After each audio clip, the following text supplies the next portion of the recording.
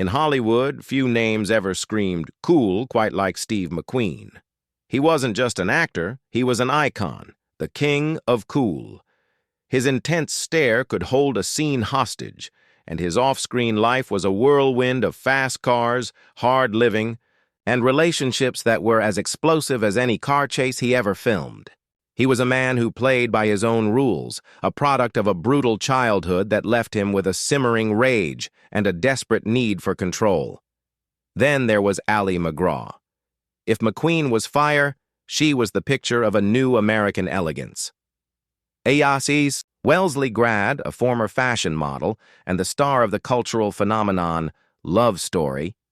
She was America's sweetheart. She was smart, stylish, and married to one of the most powerful men in Hollywood, the head of Paramount Pictures, Robert Evans. From the outside, her life looked like a perfect fairy tale. But Hollywood fairy tales have a way of unraveling, and in 1972, on the hot, dusty plains of Texas, these two forces of nature, the rebel king and the golden girl, collided on the set of a film that would not only define their careers, but also ignite a firestorm that would change everything. The film was The Getaway, and the story behind it is one of passion so intense it couldn't be faked for the camera. In 1972, they were the two hottest stars in Hollywood, the king of cool and America's sweetheart. Their chemistry on the set of The Getaway was so real, so palpable, it was bound to spill off screen. The world saw the beginning of a fairy tale romance.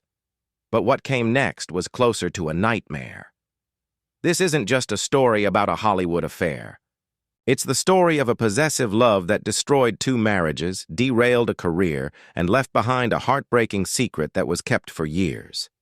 To really get what happened between Steve McQueen and MacGraw, you first have to understand the man himself. Steve McQueen wasn't some polished Hollywood creation. He was a product of a profoundly broken American childhood. Born in 1930, his father was a stunt pilot who left shortly after he was born, and his mother, unable to cope, left him with relatives. His early life was a chaotic mess of moving between a farm in Missouri and living with his mother and a string of abusive stepfathers. That constant abandonment lit a fire in him, a rage and a deep distrust of the world that he carried for the rest of his life. By his teens, he was running with street gangs and dabbling in petty crime, which landed him in the Boys' Republic, a reform school in California. Ironically, it was there that McQueen found some structure, but the scars from his youth were permanent. He had a chip on his shoulder and a pathological need to be in control, to never, ever be abandoned again.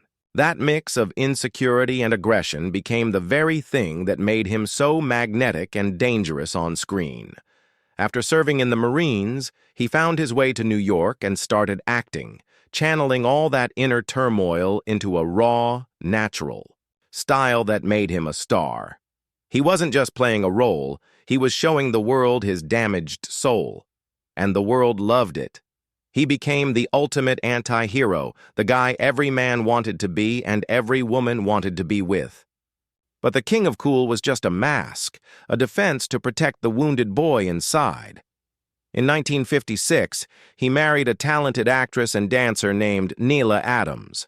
Their relationship was a preview of what was to come in his romantic life, passionate, intense, and incredibly volatile. Adams later described him as both loving and terrifying. He was intensely jealous and possessive, yet he was a serial cheater himself. He demanded absolute loyalty from her while carrying on countless affairs. When Adams finally admitted to having an affair of her own, McQueen's reaction wasn't mutual guilt. It was violence. She later wrote that he held a gun on her, forcing the confession out of her. For McQueen, love wasn't a partnership, it was ownership. By 1971, his marriage to Neela Adams was falling apart, leaving him primed for his next obsession. While Steve McQueen was fighting his way up from the streets, MacGraw was living in a different universe. Born to commercial artists in New York, she was raised in a world of creativity and culture. She was an East Coast intellectual, a graduate of the prestigious Wellesley College where she studied art history. Her path to fame wasn't about survival. It was about style. She started her career at the center of the fashion world, working for the legendary Diana Vreeland at Harper's Bazaar before becoming a model and stylist. She had a unique all-American beauty, but with an intelligent, soulful quality that made her stand out. She was the it girl of her generation. Her move to acting was incredibly fast. Her role in 1969's Goodbye Columbus won her a Golden Globe. But it was 1970's Love Story that made her a global superstar. The movie was a cultural phenomenon, one of the biggest films of its time, and its famous line, "Love means never having to say you're sorry," was everywhere.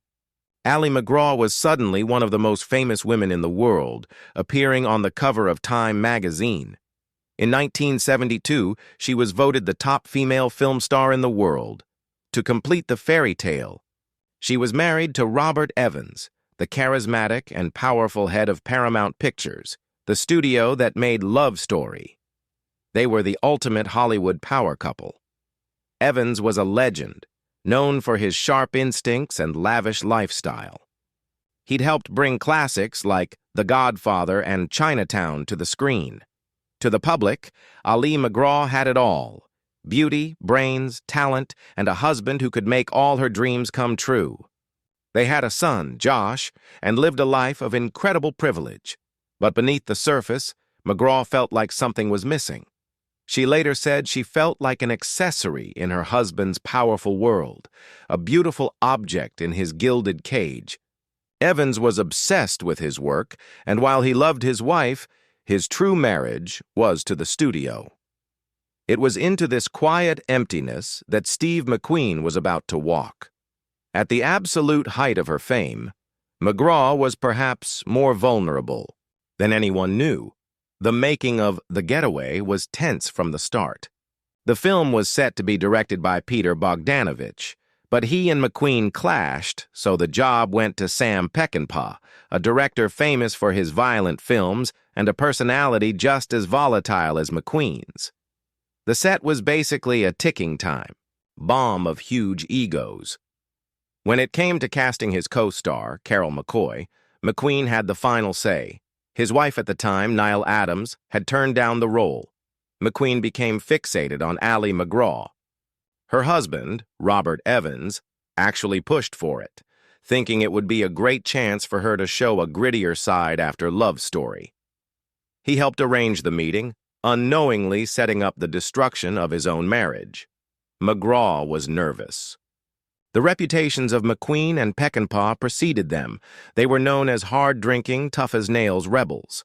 But in her memoir, she admitted her hesitation was deeper. She wrote, "The real reason I had hesitated was that I knew I was going to get in some serious trouble with Steve. The attraction was instant, a magnetic pull that felt both thrilling and incredibly dangerous." She said of seeing him in person, "He was incredibly attractive. But there was also danger. There was a bad boy there." The feeling was mutual. McQueen was hooked from their first meeting and pushed hard for her to be cast. The deal was made, and the production moved to the isolated Texas landscape. The location became a pressure cooker, far from Hollywood, where the lines between fiction and reality completely dissolved. The affair didn't just start, it exploded. It began almost the moment they arrived on location. MacGraw later said she was obsessed with McQueen from the second he entered her world. The chemistry audiences saw on screen, that potent mix of desire and desperation between Doc and Carol McCoy, wasn't acting. It was real. The tension, the danger, the longing, it was all happening as the cameras rolled. The dynamic on set was electric and toxic. Their affair became an open secret among the cast and crew. Peckinpah seemed to use the real-life drama, letting that raw energy bleed into the film. The production itself was full of conflict, with McQueen and Peckinpah clashing so violently that at one point, McQueen allegedly threw a champagne bottle at the director's head. At the center of this storm was the white-hot romance consuming McQueen and MacGraw, threatening to burn down everything around them. What started as an on-set affair quickly became a massive Hollywood scandal. The gossip columns couldn't get enough. The romance between the King of Cool and America's sweetheart was too juicy to stay quiet. It became public knowledge, drawing comparisons to the infamous affair between Elizabeth Taylor and Richard Burton a decade earlier. It was a story tailor-made for the movies. Two of the world's biggest stars, both married, caught in a romance that was tearing their lives apart. For Ali MacGraw, the fantasy was crashing into a painful reality. She made one of the hardest phone calls of her life, calling her husband, Robert Evans, to confess. Evans was, by all accounts, blindsided and devastated. He had built up his wife's career, he was the father of her young son, and he was running the studio that was funding the very movie where he was being betrayed. The humiliation was public and immense. In a desperate move, Evans flew to the set and threatened to pull MacGraw from the film. But it was no use. The connection between her and McQueen was too strong. Evans later said of the pain, "My wife was fucking another guy, and I had no idea." At the same time, Steve McQueen was ending his own marriage. He called his wife, Neil Adams, and coolly told her about the affair. For Adams, who had put up with years of his cheating, this was the final straw. She filed for divorce in 1972, the same year The Getaway was released. The fallout was messy. Two marriages were destroyed, leaving behind a trail of heartbreak. But for audiences, the scandal only made The Getaway more irresistible. The film was a huge box office hit, one of the highest-grossing films of the year. People flocked to theaters to see the on-screen combustion of two people they knew were living out a real-life, high-stakes affair. But as the cameras stopped and the media frenzy died down, McQueen and MacGraw began a new chapter. They had gotten away from their spouses, but they were about to find out they couldn't get away from themselves. The very things that drew them together, his need for control and her willingness to surrender to it, were about to build their own private prison. On July 12, 1973, Steve McQueen and Ali MacGraw got married in a small ceremony in Wyoming. To the public, it was the fairy tale ending to a scandalous romance. But the reality of their marriage was anything but a fairy tale. For Ali MacGraw, it was the start of a 5-year nightmare. McQueen made it clear that he wanted a wife at home, not a co-star. So at the very peak of her fame, Ali MacGraw walked away from Hollywood. To make matters worse, he had her sign a prenuptial agreement, a cold legal document stating she wouldn't get any of his money if they divorced.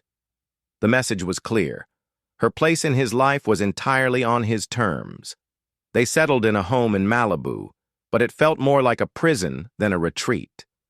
McQueen's paranoia and jealousy, which had always been there, completely took over. He was relentlessly controlling. MacGraw recounted how he would fly into a rage if she so much as glanced at another man. His possessiveness was hypocritical. While he kept MacGraw isolated, he continued his own cheating without a second thought. He would disappear for days, indulging in drugs, alcohol, and affairs. The emotional abuse was constant, designed to keep her off balance and under his control. This torment sometimes escalated to physical violence, with MacGraw later confirming that his rages could turn physical. And then came the heartbreaking secret at the center of their story. During the turmoil of their marriage, Ali MacGraw became pregnant. A child could have been a source of hope, something to perhaps soothe the demons inside McQueen. But that hope was extinguished when MacGraw suffered a miscarriage.